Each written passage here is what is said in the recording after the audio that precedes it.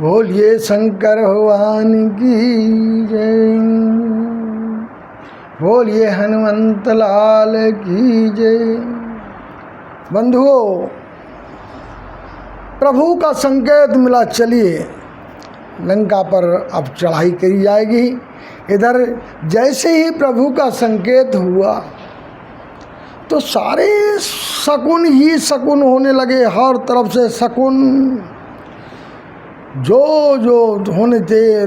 भगवान जी जैसे ही चरण बढ़ाते हैं तो रास्ते में जितने भी शकुन थे सब नृत्य करने लगे, वाद्य बजने लगे, मंगल गान होने लगे। और इधर आप कल्पना करिए, जानकी जी की स्थिति ये है, जो शगुन जानकी जी को हो रहे हैं वही अशगुन रावण को हो रहे हैं। गोस्वामी जी ने लिखा,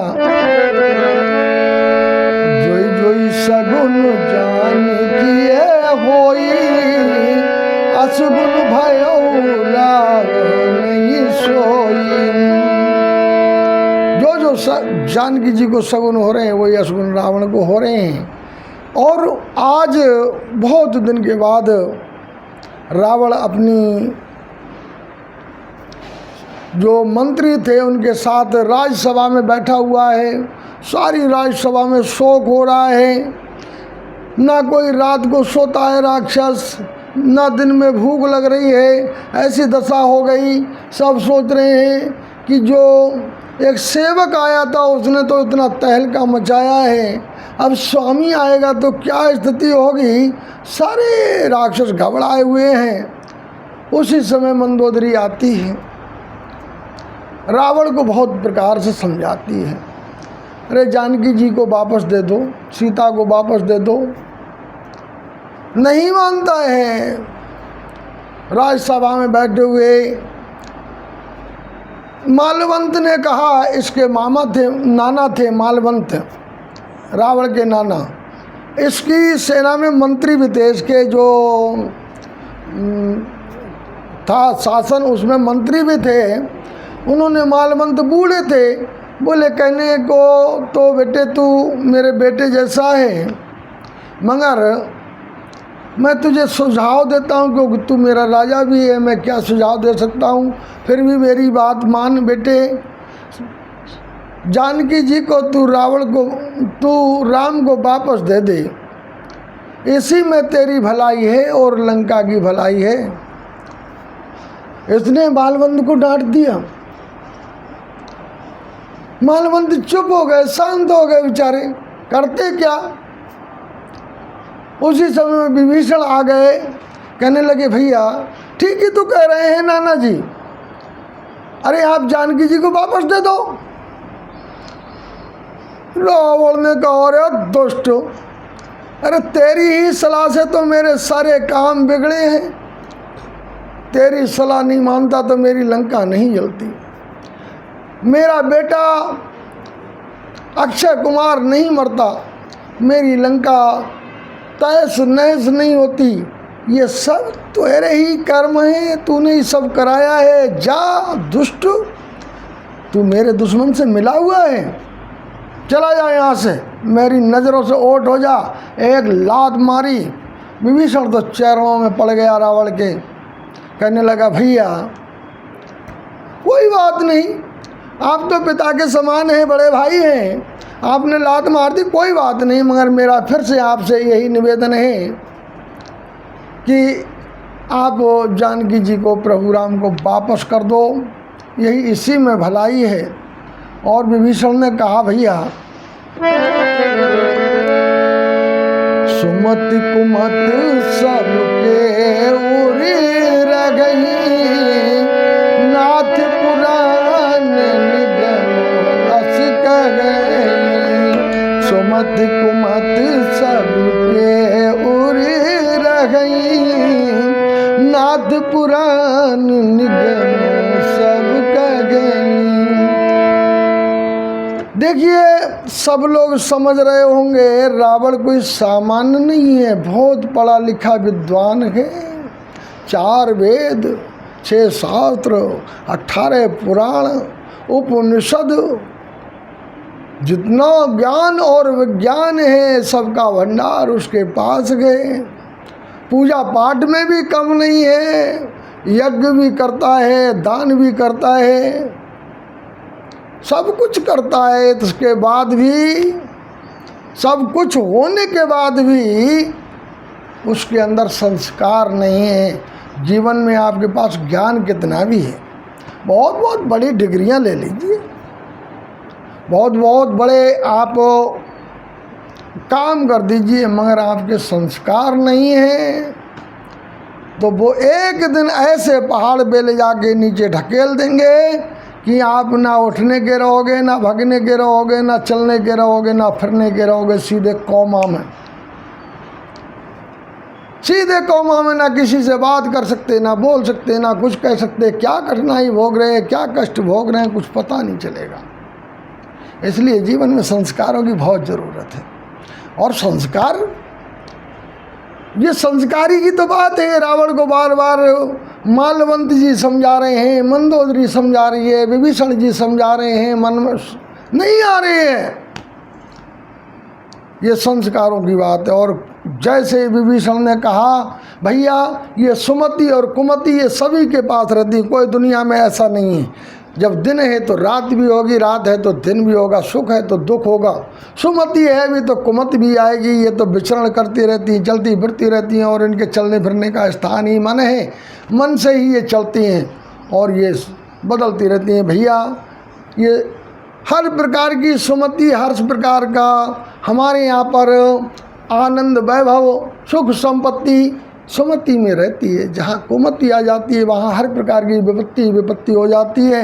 जब विभीषण ने ऐसा उपदेश देना शुरू किया, रावण को क्रोध आ गया, गुस्से में आया, बोले अरे दस्त, एक लात की बजाय 2 लातें दी, ताड़ ताड़। जैसे ही लात लगी तो विभीषण को हनुमान की बात याद आ गई।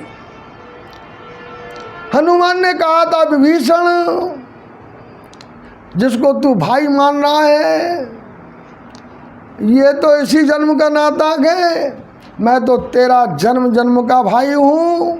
हनुमान ने कहा था। आज विभीषण को भगवान के चरण याद दिखाई दे गए, हनुमान की बात याद लगी।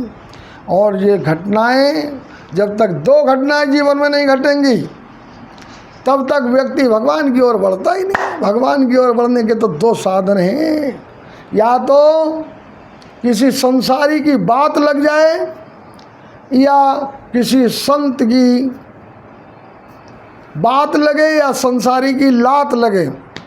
संसार में जब ठुकराए जाते हैं, दुनिया के सताए लोग यहाँ सीने से लगाए जाते हैं, जब संसार में सताए जाते हैं तो भगवान के तरफ, भगवान के द्वारे पे, भगवान के यहाँ पर उनको सीने से लगा लिया जाता है। इसलिए ऐसा कहा गया, जब संसारी की लात लगती है तब आदमी चलता है, और जब संसारी की लात लगती है तो आदमी भगवान की ओर जाता है, और जब कोई संत की बात लगती है तो भगवान की ओर जाता है। जब तक संत की बात ना लगे, संसारी की लात ना लगे, तब तक वो व्यक्ति भगवान की ओर जाना पसंद नहीं करता है। और इधर क्या घटना घटती, जैसे ही विभीषण के 2 लातें लगी, धार धार धार धार, तो इन्हें तो भगवान के चरण याद दिखाई देने लगे। तुरंत ही फिर से कहने लगे कि भैया देखो मैं तो जा रहा हूँ, मगर सभा काल बस्तोर, अब ये सारी सभा काल के वशीभूत है, मान लो मेरी बात, मान जाओ अब भी। मगर नहीं, और डांटा, और ये भी निकला। तुरंत भगवान के चरण दिखाई दिए, समुद्र के किनारे आया, पहुंच गया भगवान के पास में। दरवाजे पर ही जैसे ही पहुंचे तो वहाँ तो सिक्योरिटी गार्ड खड़े हुए, कोई भगवान कोई सामान्य तरह हुए, वहाँ तो बंदर वालू लगे हुए सिक्योरिटी गार्ड पे। उन्होंने कहा भाई कौन है? बोले मैं रावण का भाई हूँ।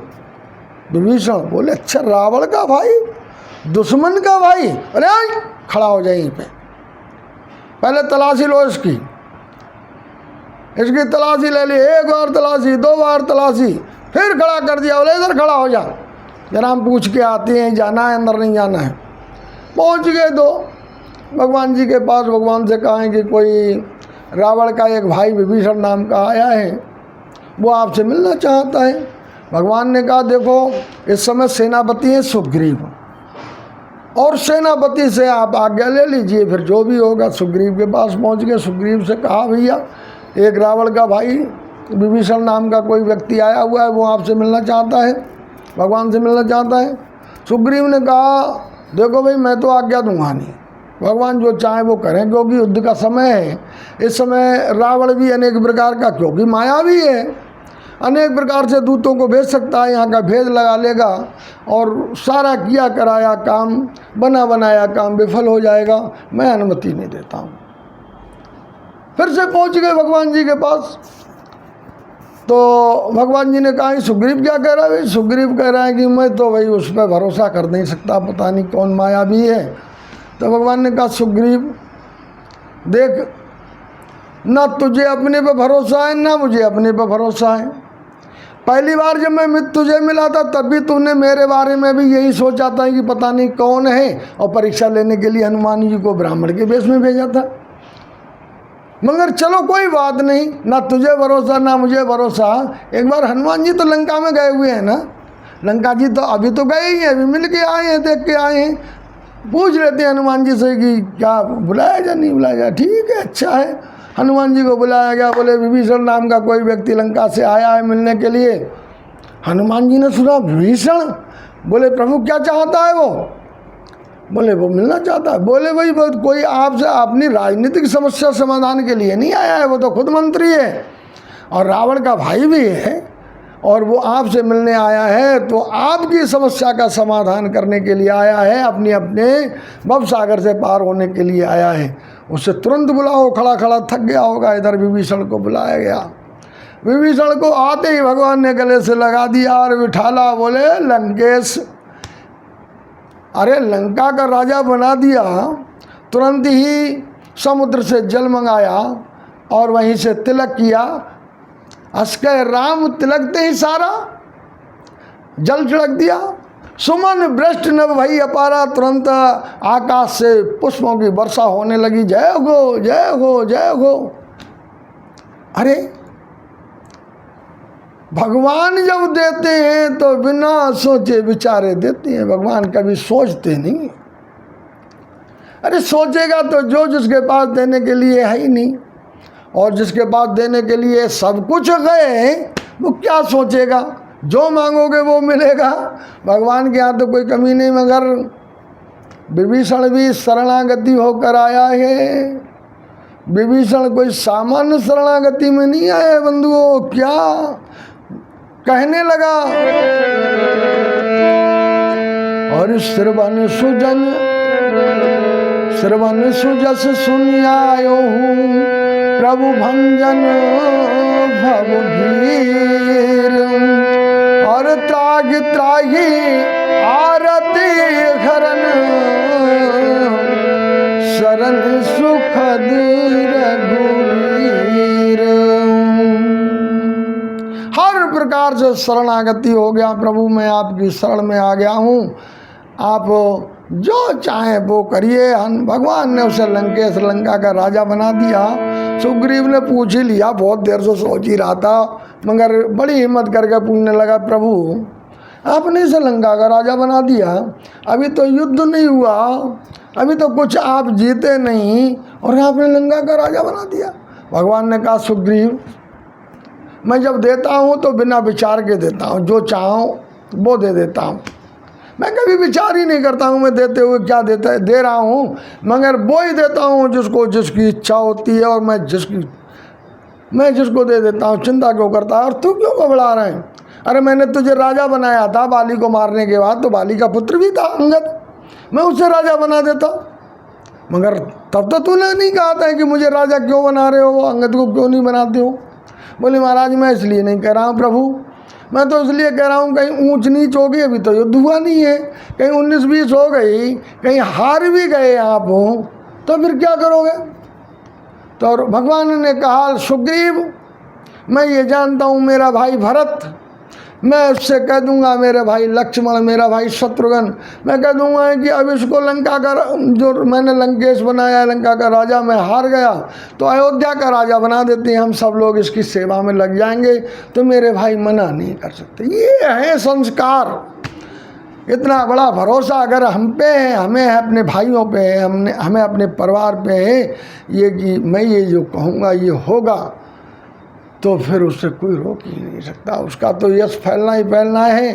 भगवान ने कह दिया चिंता मत करो, मैं जो देता हूँ वो बिना विचार के देता हूँ, और देता हूँ तो उसे पूरा करके करता हूँ, चिंता मत करो।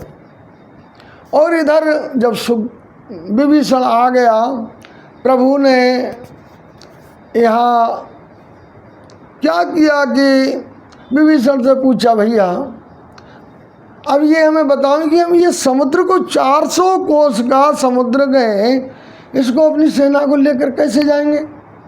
कोई ना कोई रास्ता उपाय बताइए। विभीषण बोला कि आपका कुल गुरु ये समुद्र है, प्रभु तुम्हारे कुल गुरु जलद, आपका ये समुद्र कुल गुरु है, आप जरा थोड़ी इससे प्रार्थना करिए। देखिए गुरु तो गुरु है, आपका गुरु है तो आपकी बात मानेगा, प्रार्थना करिए, जरा निवेदन करिए, ये आपको मार्ग दे देंगे। तो भगवान ने ये बात लक्ष्मण जी की पसंद नहीं आई, मगर भगवान ने सोचा लक्ष्मण ये तो पसंद नहीं कर रहा है, मगर आज मैं इसकी बात नहीं मानूंगा तो इसके मन में ये हो जाएगा कि मैं शत्रु का भाई हूँ, दुश्मन का भाई हूँ, इसलिए मेरी बात नहीं मानी गई और भैया की बात मानी है। तो आज से ही इसके मन में एक विचार हो जाएगा कि मुझसे बढ़कर अपने भैया को समझते हैं। तो भगवान ने कहा ठीक है, और भगवान तपस्या में बैठ गए, ध्यान में बैठ गए, ध्यान करने लगे अपने गुरु का जलधि का। और इधर क्या होता है प्रभु गोस्वामी जी लिखते हैं बहुत सुंदर, ओम और बिनय न मानत जलधि जड़ी, गए 3 दिन बीत,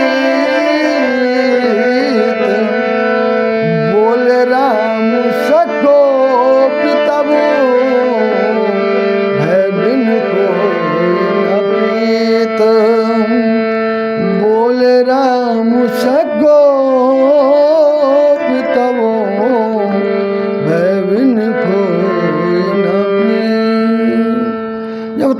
दिन बीत गए भगवान को विनय करते हुए, विनय ना मानत जलधि जड़, ये समुद्र उनकी कोई बात मानने को तैयार नहीं, क्यों जड़ है।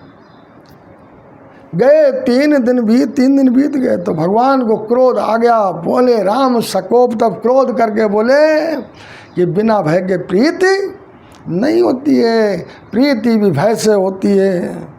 तो कहने लगे प्रभु लक्ष्मण,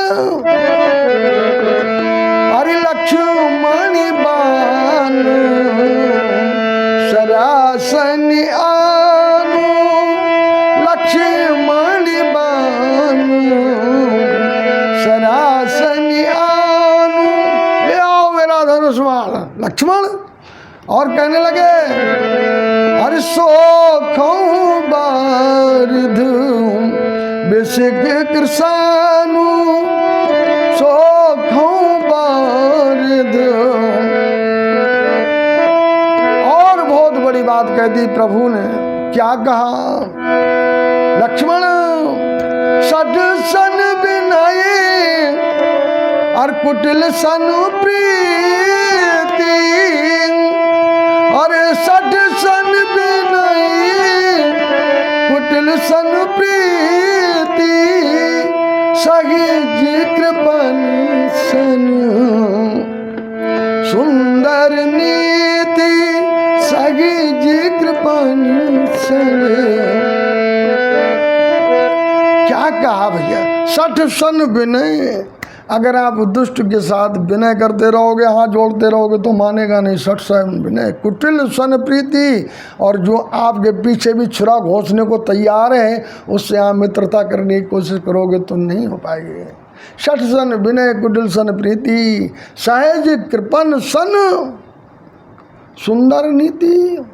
कोई कंजूस व्यक्ति है, उसे कितने भी बड़े बड़े भंडारों की बात बताओगे, बड़े बड़े यज्ञ की बात बताओगे, बड़े बड़े मंदिर बनाने की बात कहोगे, बड़ी बड़ी कथा करने की बात कहोगे, तो उससे प्रेम की नहीं लगेंगी वो, क्योंकि वो कंजूस है। और कहा भी गया है, सूर अस्त्र कंजूस धन मरे पिछाड़ी दे, और के हर नख भुजंग मणि पतिव्रता की देह, के हर नख भुजंग मणि पतिव्रता की देह। और कोई चाहे कि शेर के नाखूनों को हम ऐसे ही ले आए पकड़ के, तो बिना मारे ला सकता है क्या? कोई कहे कि सर्प की मणि को हम ले आएंगे, तो नहीं ला सकता जब तक उसे मार नहीं देगा। के हर नख भुजंग मणि पतिव्रता की दे। अगर कोई पतिव्रता नारी है, उसके शरीर को कोई अगर इसी तरह को सिद्ध करना चाहेगा तो बिना मारे नहीं कर सकता। ऐसे प्रकार से कहा किसी ने, बड़े हास्य पद में कहा। वैसे तो भाई देखिए, ये कथाओं को बड़े बड़े लोग ही कराते हैं, समाज के लोग कराते हैं, छोटे छोटे लोग भी चींटी की तरह, जैसे भगवान के समुद्र में पुल में चींटी ने भी सहयोग किया था, गिलहरी ने भी किया था, सबकी तरह छोटा छोटा योगदान करते हैं और बड़ी बड़ी कथाएं हो जाती हैं। आप ही सब इस कथाओं को कराते हैं, हमें तो पता है। जहाँ भी कथाएं होती हैं, आप ही सब लोग इस व्यवस्था में जुड़ते हैं, आप ही कथाओं में रहते हैं, क्योंकि ये सब आपकी बदौलत होती हैं। तो कह दिया, सठ सन विनय कुटिल सन प्रीति, सहज कृपन सन सुंदर नीति। और बहुत बड़ी बात, हरि ममो तारत सन ज्ञान कहानी, ममो तारत सन ज्ञान कहानी, लोभी सन अछु बिरत बखानी। और जिसको ममता लगी हुई है, घर की ममता में लगे हुए, वह कहीं ले जाओ, थोड़ी देर बाद कहने लगेगा, यार घर की याद आ रही है भैया।